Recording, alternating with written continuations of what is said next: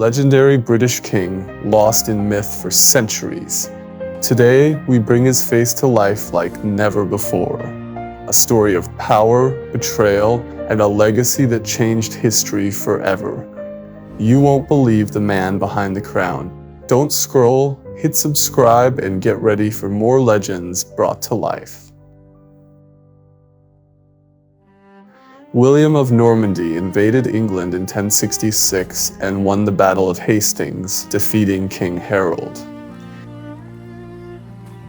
They called me a bastard, so I claimed my crown with fire and steel.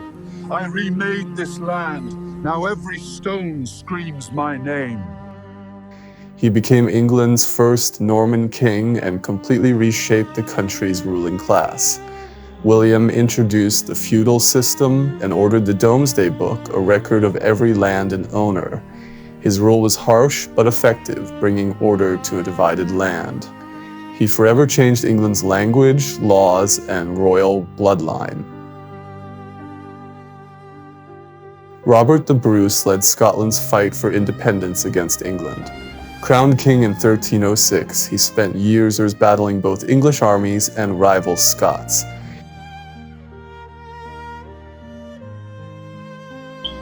I began my reign as a hunted outlaw in my own land. At Bannockburn, we faced an impossible foe. His victory at the Battle of Bannockburn in 1314 secured Scotland's freedom. Bruce rebuilt the nation's strength and unity after decades of war. To this day, he's remembered as Scotland's greatest warrior king.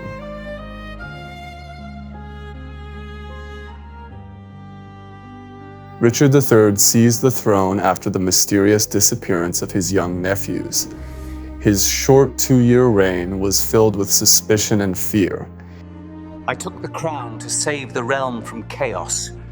History branded me a monster, but I died a king on the battlefield.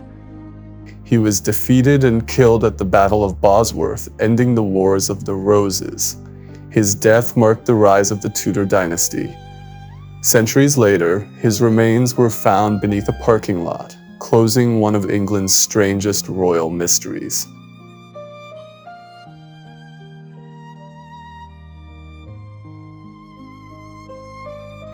Henry VII.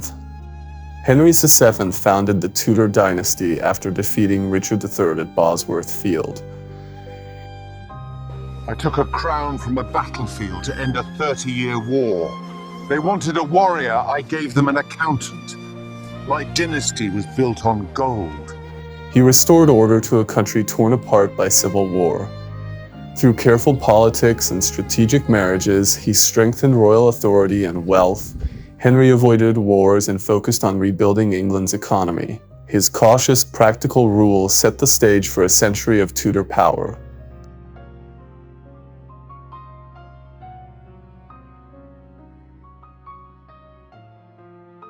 Henry VIII. Henry VIII ruled with unmatched ambition and drama. He married 6 times and broke from the Catholic Church to form the Church of England. His decision forever changed the country's religion and monarchy. Henry built a powerful navy and modernized royal authority. He died overweight and feared, but left behind one of the most famous reigns in history.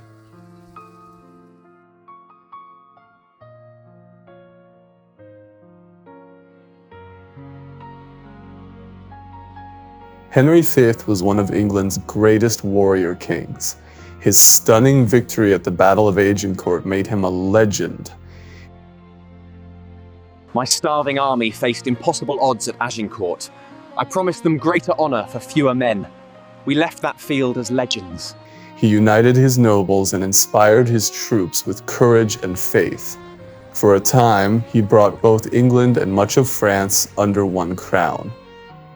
Henry's early death ended his dream of a lasting empire.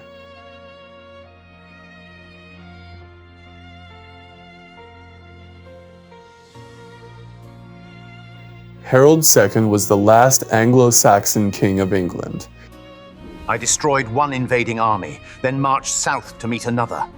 My kingdom and my life were lost together at Hastings. He defeated a Viking invasion in the north, then raced south to face the Normans. At Hastings, he was struck by an arrow and killed, ending centuries of Saxon rule. His death opened the door for William the Conqueror. Harold's fall marked the birth of a new England under Norman hands. King Ecgberht. Ecgberht was the first ruler to unite most of Anglo-Saxon England under one crown. He defeated rival kingdoms and extended Wessex's power across the land. Mercia held Wessex as its vassal. I waited. At Ellendun, I shattered their power, beginning the dream of England. His reign brought stability after decades of division. Ecgberht laid the groundwork for a unified English nation. Later kings would look back on him as the founder of England itself.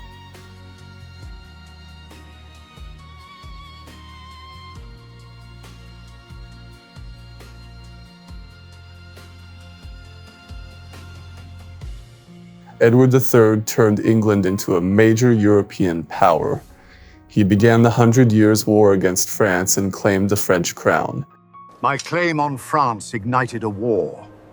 At Crécy, my archers proved steel beats noble blood. His reign saw the rise of the English longbow and victories like Crécy and Poitiers.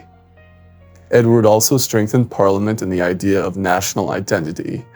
Under him, chivalry and knighthood reached their golden age.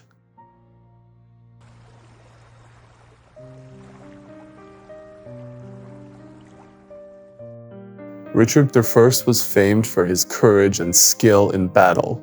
He spent most of his reign on crusade, fighting in the Holy Land. Though rarely in England, his legend grew across Europe. Captured and ransomed on his way home, his bravery became myth. Richard's name still stands for the spirit of the medieval Night King.